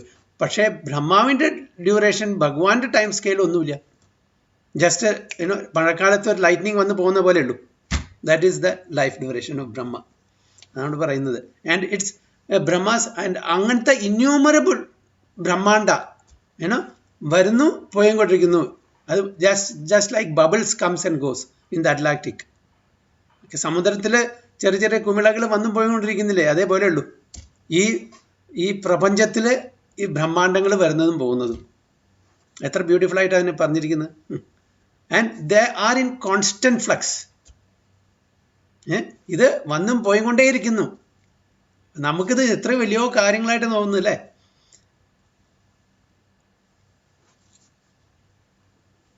So in the material universe, not even Brahma is free from process of birth, old age, disease and death. Brahma, however, is directly engaged in the service of the Supreme Lord in the management of the universe. Therefore, he at once attains liberation. Elevated sannyasis are promoted to Brahma's particular planet Brahmaloka, which is the highest planet in the material universe and which survives all the heavenly planets in the upper strata of the planet system. But in due course, Brahma and all the inhabitants of Brahmaloka are subject to death according to the law of material nature. Okay? അപ്പോൾ material യൂണിവേഴ്സിൽ even ബ്രഹ്മാവിനും കൂടി ഒഴിവാക്കാൻ പറ്റില്ല. Even ബ്രഹ്മാവിനും ഈ ബർത്തും old ഏജും ഡിസീസും ഡെത്തും ഉണ്ട്. പക്ഷെ നമ്മുടെ പോലെ ആയിരിക്കില്ല. നമ്മളുടെ ആ ഒരു ഇത് വേറെയാണ്. പക്ഷേ അദ്ദേഹത്തിനുണ്ട് ബിഗിനിങ് ഉണ്ട്, എൻഡിങ് ഉണ്ട്, ഇൻ ബിറ്റ്വീൻ ഇതുണ്ട്, ഓൾഡ് ഏജ് ഡിസീസും ഉണ്ട്. അതുകൊണ്ടാണ് ബ്രഹ്മാവിനെ നമ്മൾ ഡിപ്പെക്റ്റ് ചെയ്യുമ്പോൾ ഒരു വളരെ വയസ്സായിട്ടുള്ള വെള്ളത്താടിയുള്ള ഒരാളായിട്ട് ഡിപ്പെക്റ്റ് ചെയ്യുന്നത് അല്ലേ? That means he's aging. അല്ലെങ്കിൽ ഒരു ഭഗവാൻ കൃഷ്ണനെ ഡെപ്പിക്റ്റ് ചെയ്യുമ്പോൾ ഒരു യൗവനമായിട്ട് ഡെപ്പിക്റ്റ് ചെയ്യുന്നില്ല. So for him also age is there. Yes, ബ്രഹ്മാവിനും അസുഖം വരും. പക്ഷെ നമ്മുടെ പോലെ ആയിരിക്കില്ല മാത്രം. നമുക്ക് നമ്മുടെ കർമ്മഫലം കൂടുതലുള്ളത് കൊണ്ട് ഇല്ല, അവിടെയും ബുദ്ധിമുട്ട്. കാണിച്ചാൽ ബ്രഹ്മാവിൻ്റെ അസുഖം എന്ന് പറഞ്ഞാൽ എന്താണ്? മറ്റുള്ള ഡെമൺസിൻ്റെ പ്രശ്നങ്ങൾ ഓരോരുത്തർ വന്നിട്ട് ബുദ്ധിമുട്ടിക്കുന്നില്ലേ, ഓരോ പ്രശ്നങ്ങൾ ഇതെങ്കിലേ, ഇതൊക്കെ ബ്രഹ്മാവിന് പരിഹാരം കാണണ്ടേ? ബ്രഹ്മാവ് യൂണിവേഴ്സൽ മാനേജ്മെന്റിന്റെ ടോപ്പിലിരിക്കുന്ന ആളല്ലേ. അപ്പോൾ എല്ലാ പ്രശ്നങ്ങളും അവർ തലവേദന അല്ലേ. അപ്പോൾ ഈ അസുഖത്തിനെക്കാട്ടിലും വലുതാണ് ഈ തലവേദന, ഓരോ പ്രശ്നങ്ങൾ പരിഹരിക്കുന്നത്. സോ ദാറ്റ് ഈസ് വ്യാധി അല്ലേ? ഓരോരോ പൊസിഷനിലിരിക്കുമ്പോൾ, ഒരാൾ മാനേജറായിട്ടിരിക്കുമ്പോൾ അല്ലെങ്കിൽ ഒരു CEO ആയിട്ട് ഇരിക്കുമ്പോൾ അവർക്ക് ബുദ്ധിമുട്ടില്ല എന്ന് വിചാരിക്കുന്നത്. റെസ്പോൺസിബിൾ ആകുമ്പോൾ കൂടുതൽ നമ്മൾ പൊസിഷൻ കൂടുമ്പോൾ കൂടുതൽ റെസ്പോൺസിബിലിറ്റി കൂടുന്നു, അക്കൗണ്ടബിലിറ്റി കൂടുന്നു അവിടെ. അപ്പോൾ പ്രശ്നങ്ങൾ കൂടും ചെയ്യും. പ്രഭുജി, പ്രഭുജി നമ്മൾ ബ്രഹ്മാവിന്റെ ഒരു ചെറുപ്പത്തിലുള്ള ഫോട്ടോ അങ്ങനത്തെ പിക്ചേഴ്സ് ഒന്നും കണ്ടിട്ടില്ലല്ലോ അല്ലെ? ഒക്കെ വയസ്സായിട്ടാണല്ലേ? ബ്രഹ്മാവിന് എപ്പോഴും വയസ്സ് തന്നെ. ബ്രഹ്മാവിന് ചെറിയ കുട്ടി ജനിച്ച ബ്രഹ്മാവിന് ജനിച്ചപ്പോ തന്നെ ബ്രഹ്മാവ് അങ്ങനെയാണ്. അതുകൊണ്ട് വേറെ എന്തെങ്കിലും ഉദ്ദേശിക്കുന്നുണ്ടോന്നാവോലെ പ്രഭുജി? വേറെ എന്തെങ്കിലും മീനിങ്? ഇതൊക്കെ വേറെ, ഇതെല്ലാവരും ഇമാജിനറി അല്ലേ, നമുക്ക് അങ്ങനത്തെ ഇതൊന്നും ഇല്ലല്ലോ. ഇതെല്ലാം ഓരോരുത്തർ ആർട്ടിസ്റ്റിക് ഇമാജിനറി ആണല്ലോ ഇതെല്ലാം. പക്ഷെ നമ്മൾ ഡെപിക്ട് ചെയ്യുന്ന ബ്രഹ്മാവ് പറഞ്ഞാൽ ഇസ് ഓൾഡസ്റ്റ് പേഴ്സൺ. അതുകൊണ്ട് ഇപ്പൊ അതല്ലേ നമ്മൾ depict, is oldest, is the first living entity. എത്രയോ യുഗങ്ങൾ കഴിഞ്ഞു. നമ്മൾ ഏത് യുഗത്തിൽ എത്രയോ ചതുർയുഗങ്ങൾ കഴിഞ്ഞിട്ടാണ് നമ്മളിപ്പോ. അപ്പൊ ആൾമോസ്റ്റ് 20, ഇപ്പൊ ഈ ബ്രഹ്മാവിന്റെ ദിവസത്തിലെ 28ാമത്തെ സൈക്കിളാണത്. മന്വന്തരത്തിന്റെ ഇതിലാണ് വരുന്നത്. 28ാമത്തെ ഇതാണ് വരുന്നത്. ഓക്കെ, അതെ. അപ്പൊ ഇത് ആക്ച്വലി സ്പീക്കിംഗ് ബ്രഹ്മാവിന്റെ ആ ദിവസത്തിലെ ആഫ്റ്റർനൂൺ ആണ് ഇപ്പോ, പകുതി ദിവസമായിട്ടുണ്ട്. ഓക്കെ, അപ്പൊ ബ്രഹ്മാവിന് വയസ്സായിട്ടുണ്ട്, ബ്രഹ്മാവ് ജനിച്ചിട്ട്. ഓരോ കൽപ്പത്തിന് ഓരോ പേരുണ്ടല്ലോ അല്ലെ പ്രഭുജി? ഇത് വരാഹ കൽപ്പാണോ തോന്നുന്നു അല്ലേ? അങ്ങനെ ഓരോതുണ്ട്. ഇപ്പൊ പിന്നെ അതായത് മന്വന്തരത്തിനുണ്ട് ഇത്ര മന്വന്തരം. ഇപ്പൊ 71 മന്വന്തരാണ് ഒരു കൽപ്പം. അപ്പൊ അതിലത്തെ 28ാമത്തെ മന്വന്തരാണ്. അപ്പൊ ഇതിപ്പോ ഇതിനു മുമ്പുള്ളത് ചക്ഷുഷായിരുന്നു. ഓക്കെ, ഇപ്പോഴത് വൈവസ്വതാണ്. ഓക്കെ, അപ്പൊ ആദ്യം മറ്റേ മത്സ്യാവതാരം വന്ന സമയത്ത് എന്തായിരുന്നു, ഏത് കൽപ്പായിരുന്നു? സ്വയംഭൂ മനുവിന്റെ സമയത്തല്ലേ പ്രഭുജി? സ്വയംഭൂ. അതിന്റെ ഏത് കൽപ്പത്തിന്റെ പേരെന്തായിരുന്നു ഓർക്കുന്നില്ല. സ്വയംഭൂവിന്റെ സമയത്ത് തന്നെ. കൽപ്പം എന്ന് പറയുന്നത് ബ്രഹ്മാവിന്റെ ഒരു ദിവസമല്ലേ പ്രഭുജി? അതെ, ബ്രഹ്മാവിന്റെ ഒരു ദിവസം കൽപ്പം. അപ്പൊ ഓരോ മന്വന്തത്തിലും ഓരോ ഭഗവാന്റെ ഇതുണ്ട്, കൽപ്പത്തിലും ഉണ്ട്. അപ്പൊ ഈ ഭഗവാന്റെ പറഞ്ഞല്ലേ ഒരുപാട് അവതാരങ്ങളുണ്ട്. ശ്രീമദ് ഭാഗവതത്തിൽ 24 മറ്റു അവതാരങ്ങളുടെ ലിസ്റ്റേ ഉള്ളൂ. പക്ഷെ ഒരുപാട് അവതാരങ്ങളുണ്ട്. അപ്പൊ അതൊന്നും ലിസ്റ്റ് ചെയ്യാൻ പറ്റില്ല, അതിൻ്റെ ആവശ്യമില്ല. പ്രധാനപ്പെട്ട ചില അവതാരങ്ങളെ മാത്രം ലിസ്റ്റ് ചെയ്തത് മാത്രം. അപ്പോൾ ഓരോ മന്വന്തരത്തിനും അവതാരമുണ്ട്. അതും കുറെ പേരുകൾ ശ്രീമദ് ഭാഗവതത്തിൽ കൊടുത്തിട്ടുണ്ട്. അതിലും മന്വന്തര അവതാരം പറഞ്ഞിട്ടുണ്ട്. അപ്പൊ ഒരു മന്വന്തരം എന്ന് പറഞ്ഞാൽ അതായത് 71 യുഗ സൈക്കിളാണ് ഒരു മന്വന്തരം. 71 ചതുർയുഗങ്ങള്. ചതുർയുഗം. 1000 യുഗാസ്. അതെ, 1000 into 4 യുഗാസ്. 4,32,000. അതെ, അതാണ് ഒരു കൽപ്പം എന്ന് പറഞ്ഞ. അപ്പൊ ഓരോ മന്വന്തരത്തിലും ഭഗവാന്റെ ഒരു അവതാരമുണ്ട്. ഓക്കെ, അപ്പൊ ഓരോ മനുവിന്റെ റെയിനാണ്, ഭരണസമയമാണ് ഒരു മന്വന്തരം എന്ന് പറയുന്നത്. അപ്പൊ ഓരോ മന്വന്തരത്തിലും ഒരു ഭഗവാന്റെ അവതാരമുണ്ട്. പിന്നെ ഓരോ യുഗത്തിലും ഭഗവാന്റെ അവതാരമുണ്ട്. ഓക്കെ, പിന്നെ പല ലീലകളുണ്ട്. അപ്പം ലീലാവതാരം എന്ന് പറയുന്നു. പിന്നെ ശക്തി ആവേശ അവതാരമുണ്ട്. ഒരുപാട് ആൾക്കാരെ എംപവർ ചെയ്യുന്നുണ്ട് ഭഗവാൻ, അതിനൊക്കെ ശക്തി ആവേശ അവതാരം എന്ന് പറയുന്നു. പിന്നെ പുരുഷാവതാരമുണ്ട്.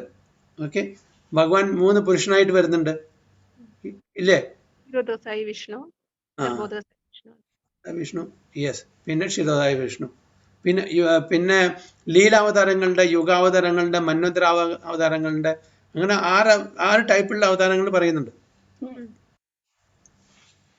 അപ്പോൾ അനേകം അവതാരങ്ങളുണ്ട്. ഇതെല്ലാം ഓരോ പർപ്പസിന്, ഓരോ കാര്യത്തിന് വരുന്നതാണ്. അപ്പൊ ഈ അവതാരങ്ങൾ വരുമ്പോഴും അത് മനുഷ്യനായിട്ട് മാത്രമൊന്നുമില്ല. മൃഗങ്ങളായിട്ട് വരാം, മത്സ്യമായിട്ട് വരാം, പക്ഷിയായിട്ട് വരാം, മരമായിട്ട് വരാം, എന്താ പറയുക, എങ്ങനെ വേണമെങ്കിലും ഭഗവാനായിട്ട് വരാം. ഭഗവാൻ അവതാരം എടുക്കാം. ഭാഗവതത്തില് ഇപ്പൊ ഉള്ള ബ്രഹ്മാവിന്റെ കാലഘട്ട അത് തൊട്ടിട്ടല്ലേ പറഞ്ഞിട്ടുണ്ടാവുള്ളൂ? അതിനും മുന്നേ ഉള്ള ഇതൊന്നും ഇല്ല? അല്ല, പല കൽപ്പത്തിനെ പറ്റിയും പറയുന്നുണ്ടല്ലോ. പല കൽപ്പത്തിലെ അവതാരത്തെ പറ്റിയുണ്ട്. ഇപ്പൊ വരാഹ, ശ്വേതവരാഹുണ്ട്, രക്തവരാഹുണ്ട്. ഈ 2 വരാഹത്തിനെ പറ്റിയിട്ട് ഭാഗവതത്തിൽ പറയുന്നുണ്ട്. അതെ പ്രഭുജി, അപ്പൊ കൽപ്പം എന്ന് പറയുമ്പോ ബ്രഹ്മാവിന്റെ ഒരു ദിവസമല്ലേ? അപ്പൊ ബ്രഹ്മാവിന്റെ കാല അളവ് മാറണില്ലല്ലോ. ആ ബ്രഹ്മാവിന്റെ കാലത്ത് നടന്ന കാര്യങ്ങളല്ലേ പറയണുള്ളൂ? ആ ബ്രഹ്മാവിന്റെ, ഈ ബ്രഹ്മാവിന്റെ തന്നെ, പക്ഷെ വേറെ ഡിഫറെന്റ് കൽപ്പത്തിലാണ്.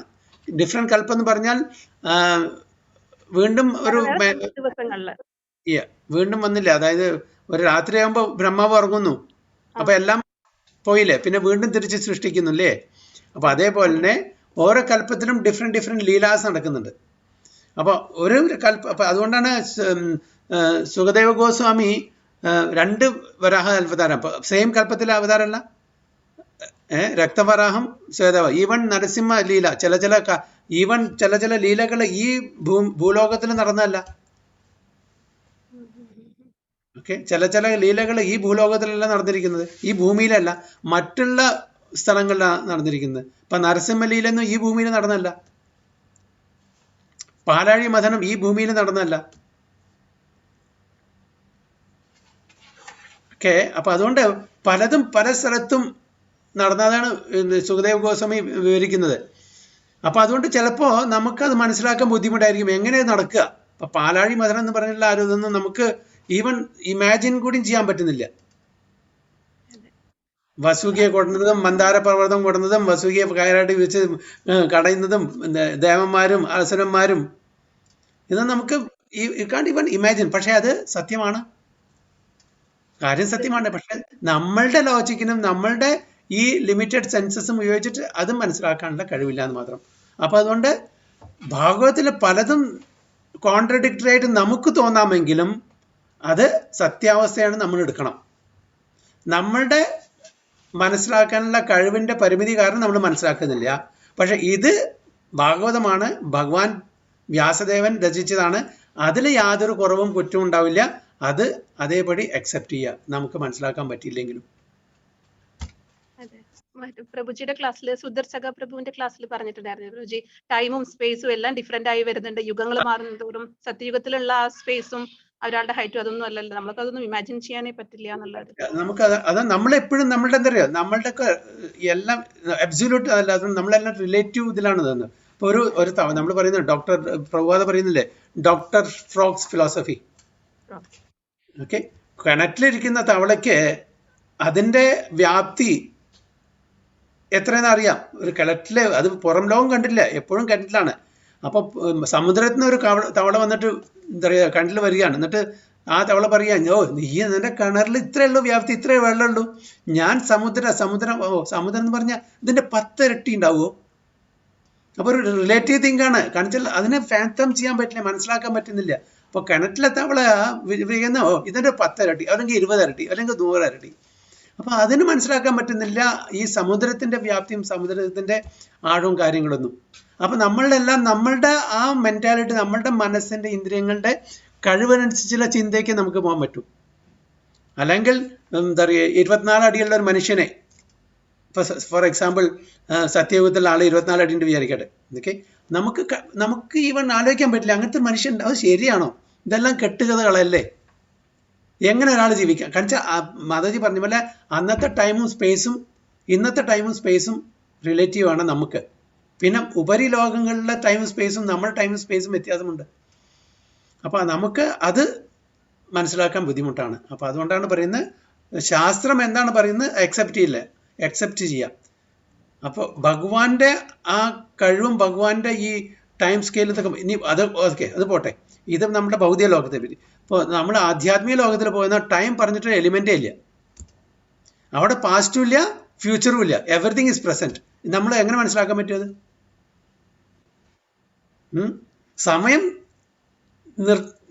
സമയം പറഞ്ഞിട്ട് ഇതില്ല, ദാറ്റ് ഈസ് സ്റ്റിൽ, അങ്ങോട്ടും ഇല്ല, അത് മുമ്പും ഇല്ല, അതിന് ശേഷമില്ല എന്ന് പറഞ്ഞാൽ എങ്ങനെ മനസ്സിലാക്കാൻ പറ്റും? നമ്മൾ സമയം എന്ന് പറഞ്ഞാൽ ഓരോ മിനിറ്റും ടിക്ക് ചെയ്യുമ്പോൾ കഴിഞ്ഞു അല്ലേ, പാസ്റ്റായി. പിന്നെ ചലനത്തിനോട് ബന്ധപ്പെട്ടിട്ടല്ലേ ടൈം വരുന്നത്? അതായത് ചലിക്കുമ്പോഴല്ലേ ടൈം വരുള്ളൂ. അപ്പൊ അവിടെ ചലനവും ഇല്ല, അങ്ങനെ വരും. ചലനമില്ല എന്ന് പറയാൻ പറ്റില്ലല്ലോ, കാരണം അവിടുത്തെ ആ ഒരു അറ്റ്മോസ്ഫിയർ, അവിടുത്തെ ഒരു അവസ്ഥ നമുക്ക് മനസ്സിലാക്കാൻ പറ്റില്ല. അത് നമ്മൾ ഫോർ എക്സാമ്പിൾ ഗോലോക വൃന്ദാവനത്തിലും അവിടെ രാത്രി ഉണ്ടോ പകലുണ്ടോ വെച്ചാൽ എന്താ പറയാ?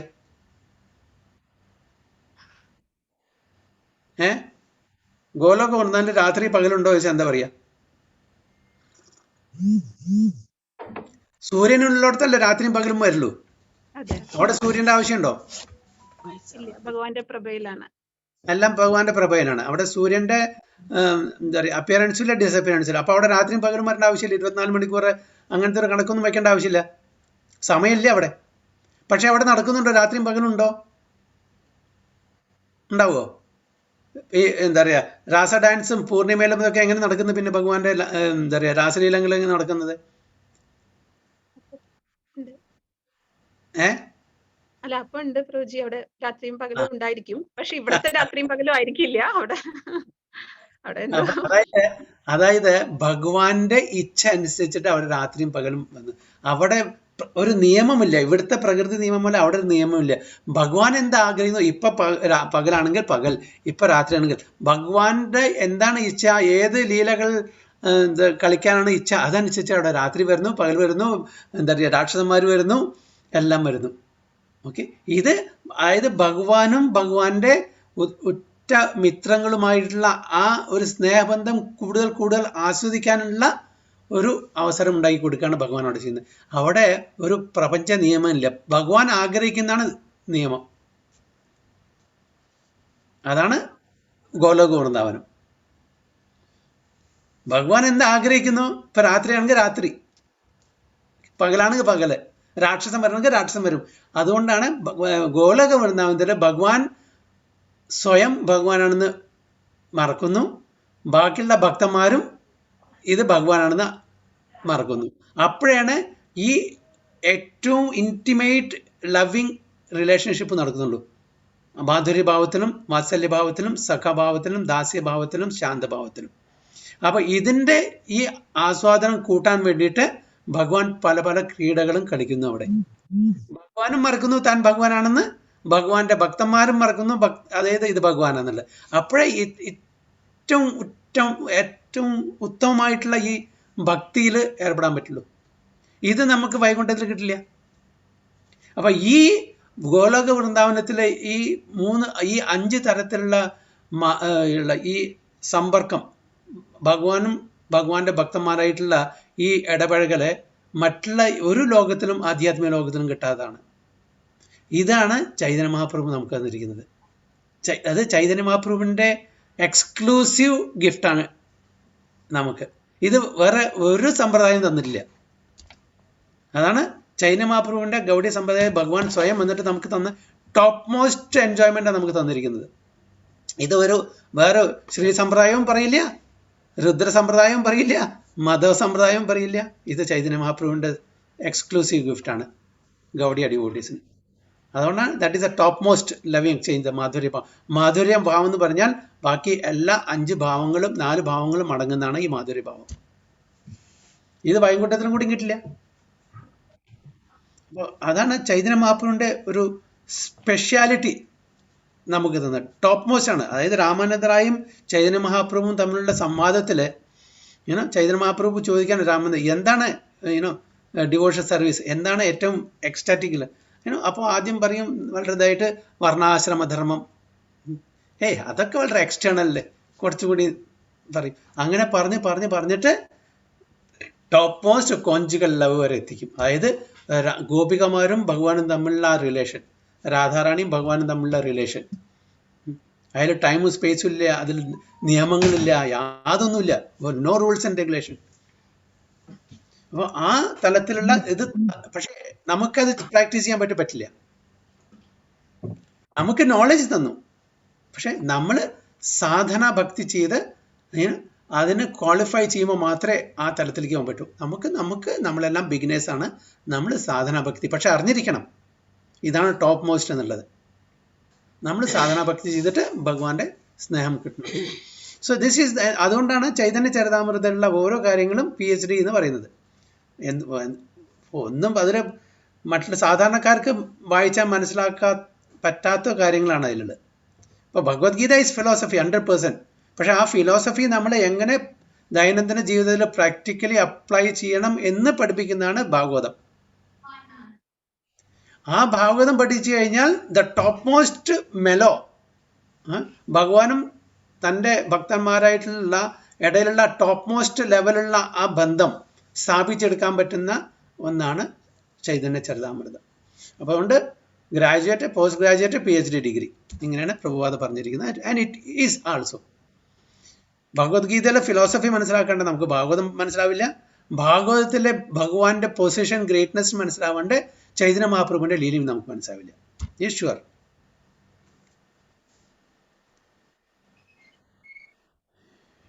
ഓക്കെ,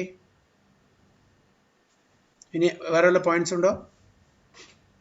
പ്രഭുജി അപ്പൊ ഒരു മന്വന്തരത്തിൽ എത്ര കൽപ്പുണ്ടാവും ബ്രഹ്മാവിന്റെ? ഒരു മന്വന്തരത്തിൽ 71 ഇതാകണം, 71 യുഗ സൈക്കിൾ. യെസ്, 71 അല്ല, 71 മന്വന്തരാണ് ഒരു കൽപ്പം. Sorry, the other way. 71 മന്വന്തരാണ് ഒരു കൽപ്പം. കൽപ്പാണ് കൂടുതൽ, മന്വന്തരം കുറവ്. അതെ. അതായത് ഒരു ബ്രഹ്മാവിന്റെ ഒരു ദിവസത്തിൽ 14 മനുക്കളാണ് വരുന്നത്, അല്ലേ? അങ്ങനെയല്ലേ? 14 മനു അല്ലേ? പ്രഭുജി, അതെ, 14 മനു. അതെ 14 മനുവാണ് വൺ ഡേ ഓഫ് ബ്രഹ്മ അല്ലേ? അതെ. അങ്ങനെ ഒരു ബ്രഹ്മാവിന്റെ ലൈഫ് സ്പാനിൽ 504,000 മനൂസ് ആണ് വരുന്നത്. അപ്പൊ അതിൽ എത്ര കൽപ്പം എന്ന് പറഞ്ഞ? അപ്പൊ 71 യുഗ സൈക്കിളാണ് ഒരു കൽപ്പം എന്നാണ്. 71 യുഗ സൈക്കിൾ, സോറി, 71 യുഗ സൈക്കിളാണ് ഒരു കൽപ്പം. പിന്നെ അത് മറ്റേ വഴിയിൽ 1000 ചതുർസ് യുഗ ഈസ് ബ്രഹ്മാസ് വൺ ഡേ. പക്ഷെ മന്വന്തരം പറയുമ്പോൾ 71.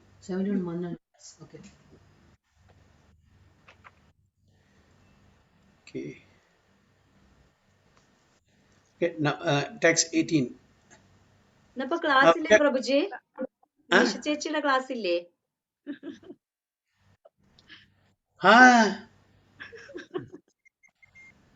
Over to you. Hare Krishna.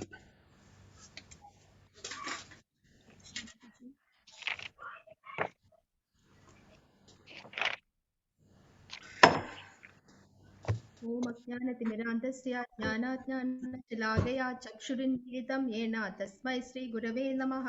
Shri Chaitanya മനോഭീഷ്ടം സ്ഥാപിതം യേന ഭൂതലേ സ്വയം രൂപ കഥാമ്യഹം ദദാതി സുപദാന്തികം. വന്ദേഹം ശ്രീഗുരോ ശ്രീയൂതകമലം ശ്രീഗുരും വൈഷ്ണവാംശ്ച ശ്രീരൂപം സാഗ്രജാതം സഹഗണ രഘുനാഥാനിതം തം സജീവം സാദ്വൈതം സാവധൂതം പരിജനസഹിതം കൃഷ്ണ ചൈതന്യദേവം ശ്രീ രാധാകൃഷ്ണ പാതാൻ സഹഗണ ലളിതാ ശ്രീ വിശാഖനിതാംശ്ച. ഹേ കൃഷ്ണ കരുണാ സിന്ധോ ദീനബന്ധോ ജഗത്പദേ ഗോപേശ ഗോപികാ കാന്ത രാധാകാന്ത നമസ്തുതേ. തപ്തകാഞ്ചന ഗൗരാംഗി രാധേ വൃന്ദാവനേശ്വരി വൃഷഭാനുസുതേ ദേവി പ്രണമാമി ഹരിപ്രിയേ. വാഞ്ചകൽപിതരൂപസ്യ കൃപാ സിന്ധൂഭ ഏവ ച പതിനാനാം പാവനേഭ്യോ വൈഷ്ണവേഭ്യോ നമോ നമഃ. ശ്രീകൃഷ്ണ ചൈതന്യ പ്രഭു നിത്യാനന്ദ ശ്രീ അദ്വൈത ഗദാധാര ശ്രീവസാദി ഗൗരഭക്തവൃന്ദ. ഹരേ കൃഷ്ണ കൃഷ്ണ കൃഷ്ണ ഹരേ ഹരേ, ഹരേ രാമ രാമ രാമ ഹരേ ഹരേ. ഹരേ കൃഷ്ണ പ്രഭുജി. ഹരേ കൃഷ്ണ. ചാപ്റ്റർ 2 അല്ലേ? നമുക്ക് രണ്ടാം അധ്യായമാണ് ഭഗവത്ഗീതയുടെ സംഗ്രഹം എന്ന് വേണമെങ്കിൽ നമുക്ക് പറയാം.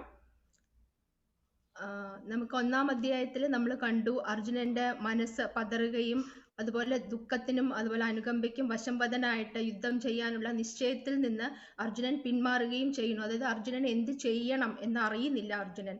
അപ്പൊ അത്രയും കാലം തന്റെ സുഹൃത്തായി കണ്ടിരുന്ന ഭഗവാന് മുന്നിൽ അർജുനൻ ശിഷ്യൻ എന്ന നിലയിൽ സർവവും സമർപ്പിച്ച് ഒരു ഗുരുവായി കണ്ട് കൃഷ്ണ ഭഗവാനെ അഭയം പ്രാപിക്കുന്നു. എന്ത് ചെയ്യണം എന്ത് ചെയ്യണ്ട എന്നറിയാത്ത അവസ്ഥയിലായ ഒരു ശിഷ്യനായ എനിക്ക് ഒരു ഗുരുവായ അങ്ങ് വേണ്ട നിർദ്ദേശങ്ങൾ തന്നാലും എന്ന് പറയുമ്പോൾ മാത്രമാണ് കൃഷ്ണ ഭഗവാൻ തന്റെ നിർദ്ദേശങ്ങൾ പറഞ്ഞു തുടങ്ങുന്നത്. അതാണ് നമുക്ക് 7ാമത്തെ ശ്ലോകത്തിൽ നമുക്ക് കാണുന്നത്. കാർപ്പണ്യ ദോഷോ ബഹദ സ്വഭാവ പൃച്ഛാമിതാം ധർമ്മ സമൂഢചേത യച്ഛേയസന്യസ്ഥിതം ബ്രൂഹി തന്വേ ശിഷ്യസ്തേഹം ശാന്തിമാം ത്വാം പ്രപന്നം. അതായത് 1 മുതൽ 10ാമത്തെ ശ്ലോകം വരെ നമ്മൾ കാണുന്നത് അർജുനന്റെ ശരണാഗതിയാണ് നമുക്കിതിൽ കാണാൻ കഴിയുന്നത്. പിന്നെ നമുക്ക് 11 മുതൽ 30 വരെയുള്ള ശ്ലോകങ്ങളിൽ നമുക്ക് സംഖ്യായോഗത്തെ കുറിച്ചാണ് ഇവിടെ കാണുന്നത്.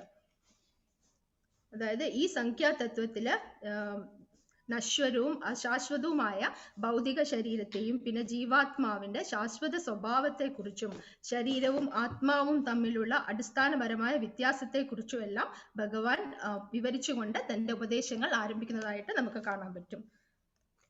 അതായത് ഭഗവാൻ പറയാണ്, നീ ബുദ്ധിമാന്മാരെ പോലെ സംസാരിക്കുന്നു, ആവശ്യമില്ലാത്തവരെ ചൊല്ലി ദുഃഖിക്കുകയും ചെയ്യുന്നു. ബുദ്ധിമാന്മാർ ജീവിക്കുന്നവരെ ചൊല്ലിയാവട്ടെ മരിച്ചവരെ ചൊല്ലിയാകട്ടെ വിലപിക്കാറില്ല. ആത്മാവിനെ പോലെയുള്ള പ്രാധാന്യം നമുക്ക് ശരീരത്തിന് ഇല്ല. അതാണ് അശോച്യാനനുശോച്യസ്തം പ്രജ്ഞാവാദാംശ്ച ഭാഷ്യസേ ഗദാസൂന ഗദാസുംച നാനുശോചന്തി പണ്ഡിതഃ എന്ന ശ്ലോകത്തിലൂടെ പറയുന്നത്. പിന്നെ അതുപോലെ ഭഗവാൻ പറയുന്നു, ഞാൻ ഇല്ലാതിരുന്ന ഒരു കാലം ഉണ്ടായിട്ടില്ല, നീയും ഈ കാണുന്ന രാജാക്കന്മാരും എന്നും ഉണ്ടായിരുന്നു, ഒരിക്കലും നാം ആരും ഇല്ലാതാവുകയുമില്ല. നത്വാവഹം ജാതുനാസം നത്വം നേമി ജനാധിപ ന ചൈവ ന ഭവിഷ്യാമ സർവേ വയമതം പരം എന്ന ശ്ലോകത്തിലൂടെ പറയുന്നു. അതുപോലെ ദേഹിനോസ്മിൻ യഥാ ദേഹേ കൗമാരം യൗവനം ജര യഥാ ദേഹാന്തര പ്രാപ്തിർ ധീരസ്തത്രാനമുഹ്യതി. ശരീരസ്ഥനായ ആത്മാവ് ബാല്യത്തിൽ നിന്ന് യൗവനത്തിലേക്കും പിന്നെ വാർദ്ധക്യത്തിലേക്കും കടക്കുന്നത് പോലെ മരണശേഷം മറ്റൊരു ശരീരത്തിൽ പ്രവേശിക്കുന്നു. സമചിത്തനായ ഒരാൾക്ക് ഈ പരിണാമത്തെ പറ്റി സംഭ്രമം ഉണ്ടാവില്ല. അതുകൊണ്ട് ഭീഷ്മദ്രോണാദികളുടെ മരണത്തെ ചൊല്ലി വിലപിക്കേണ്ടതില്ല. അടുത്ത ജന്മത്തിൽ ആത്മീയമോ ഭൗതികമോ ആയ മറ്റൊരു ശരീരം ഉണ്ടാകുന്നു. ഈ ജന്മത്തിൽ ചെയ്തിട്ടുള്ള കർമ്മങ്ങൾക്ക് അനുയോജ്യമായ വിവിധ സുഖഭോഗങ്ങളും ക്ലേശങ്ങളും അനുഭവിക്കാൻ ഇടതരുന്നു ഇത്തരം ദേഹാന്തര പ്രാപ്തികൾ. അവർക്ക് ആത്മീയ ശരീരമോ അല്ലെങ്കിൽ ഉപരിലോകങ്ങളിലെ ഉത്കൃഷ്ടമായ ഭൗതിക സുഖങ്ങൾ ആസ്വദിക്കാൻ ഉതകുന്ന ശരീരമെങ്കിലും ലഭിക്കും. അതുകൊണ്ട് എങ്ങനെയായാലും നീ ദുഃഖിക്കേണ്ടതില്ല അർജുന എന്ന് ഭഗവാൻ പറയുന്നു. അതുപോലെ തന്നെ മാത്രാ സ്പർശാസ്തു കൗന്തേയ ശീതോഷ്ണ സുഖ ദുഃഖത ആഗമാപായിനോ നിത്യാശാം സ്ഥിതിക്ഷുസ ഭാരത. അതായത് ഹേ കുന്തിപുത്ര, ക്ഷണികങ്ങളായ സുഖദുഃഖങ്ങളുടെ വരവും പോക്കും മഞ്ഞുകാലത്തിന്റെയും വേനൽക്കാലത്തിന്റെയും ഗതിവിഗതികൾ പോലെയാണ്. ഇന്ദ്രിയാനുഭൂതികളിൽ നിന്ന് അവയുണ്ടാകുന്നു. ഹേ ഭാരത, അവയെ അസ്വസ്ഥനാകാതെ സഹിക്കുവാൻ ഒരാൾ പഠിക്കണം.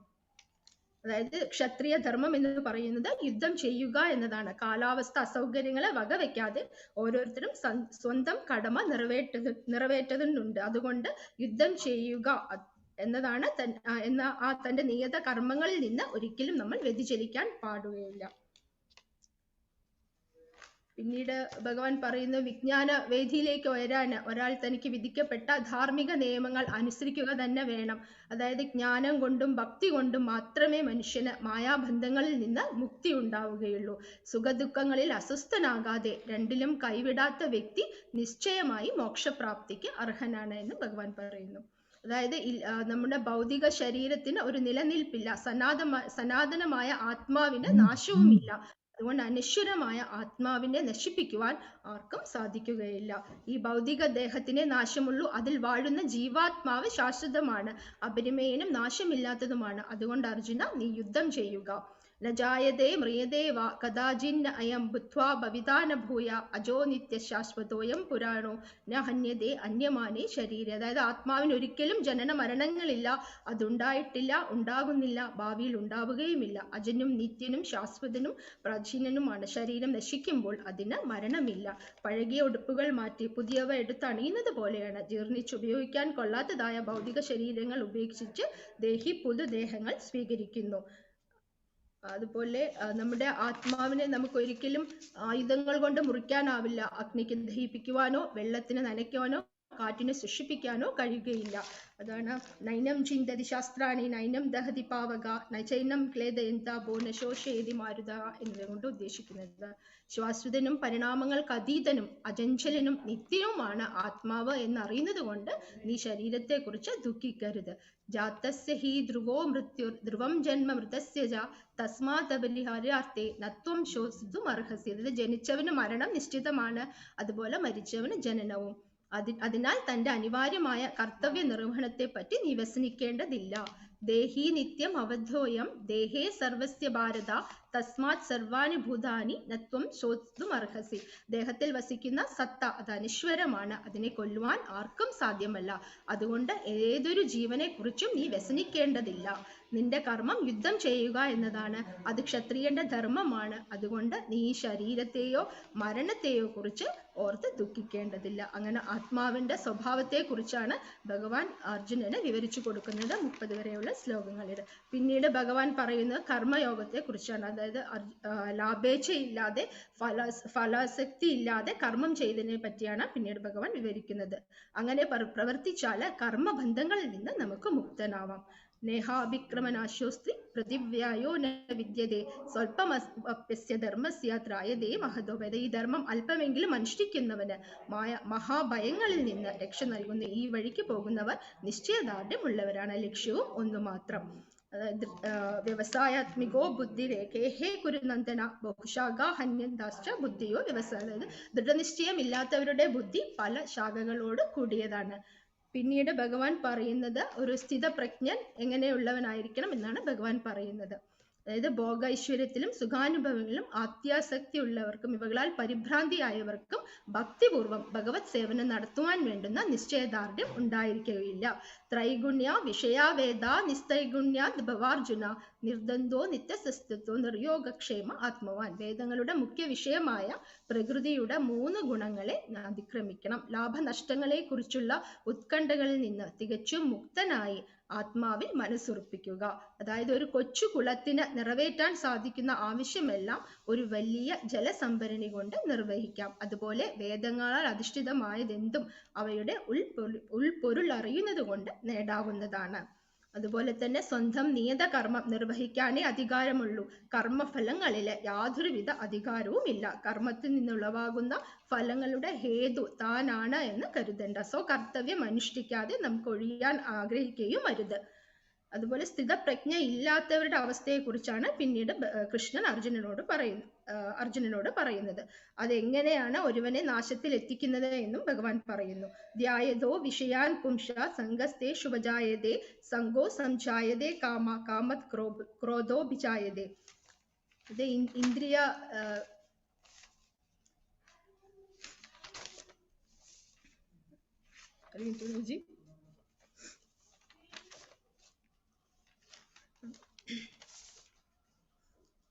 അതായത് ഇന്ദ്രിയ വിഷയങ്ങളിൽ ആസക്തിയായവർക്ക് ഇന്ദ്രിയ വിഷയങ്ങളിൽ ആസക്തി ഉള്ളവർക്ക് കാമം ജനിക്കുന്നു. ആ കാമത്തിൽ നിന്ന് ക്രോധം ഉളവാകുന്നു. ക്രോധത്തിൽ നിന്ന് നമുക്ക് സമ്മോഹവും അതിൽ നിന്ന് ഓർമ്മപ്പിഴയിൽ നിന്ന് ബുദ്ധിനാശവും ഉണ്ടാകുന്നു. ബുദ്ധിനാശത്താൽ വീണ്ടും ഭൗതികതയുടെ കയത്തിലേക്ക് വീണ് നാശം പ്രാപിക്കുന്നു.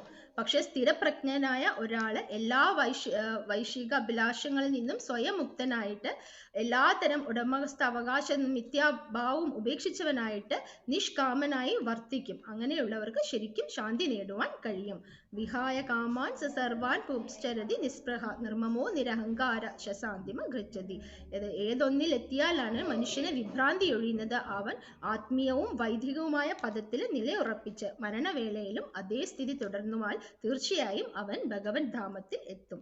അതായത് ഇത്രയും പറയുന്നത് ഭഗവാൻ ശരീരത്തിന്റെ നശ്വര സ്വഭാവത്തെക്കുറിച്ചും അതുപോലെ ആത്മാവിന്റെ ശാശ്വതമായ അനശ്വര സ്വഭാവത്തെക്കുറിച്ചും അതുപോലെ പുനർജന്മം എന്ന പ്രക്രിയയെക്കുറിച്ചും അതുപോലെ ഭഗവത് പ്രീതിക്കായുള്ള നിസ്വാർത്ഥ സേവനത്തിന്റെ സ്വഭാവത്തെക്കുറിച്ചും അതുപോലെ സ്വധർമ്മം ചെയ്യേണ്ട ആവശ്യകതയെക്കുറിച്ചും അതുപോലെ ഫലേച്ഛയില്ലാതെ കർമ്മം ചെയ്യുന്നവൻ എങ്ങനെ മുക്തിപദത്തിൽ എത്തുന്നു എന്നതിനെ കുറിച്ചും പിന്നെ പറയുന്നത് സ്ഥിതിപ്രജ്ഞൻ എങ്ങനെയായിരിക്കണം, സ്ഥിതപ്രജ്ഞ ഇല്ലാത്തവർക്ക് എന്ത് സംഭവിക്കും എന്നും അതുപോലെ ആത്മസാക്ഷാത്കാരം നേടിയ ഒരാളിന്റെ സവിശേഷതകൾ എങ്ങനെ അയാളെ മുക്തിപദത്തിൽ എത്തിക്കും എന്നതാണ് ഭഗവാൻ ഈ 2ാം അധ്യായത്തിലൂടെ വിവരിക്കുന്നത്. ഹരി ഓം തത്സത്. നന്നായി പറഞ്ഞു മാതാജി. എനിക്ക് അറിയില്ല പ്രവചി ഏതൊക്കെ പറഞ്ഞതാ.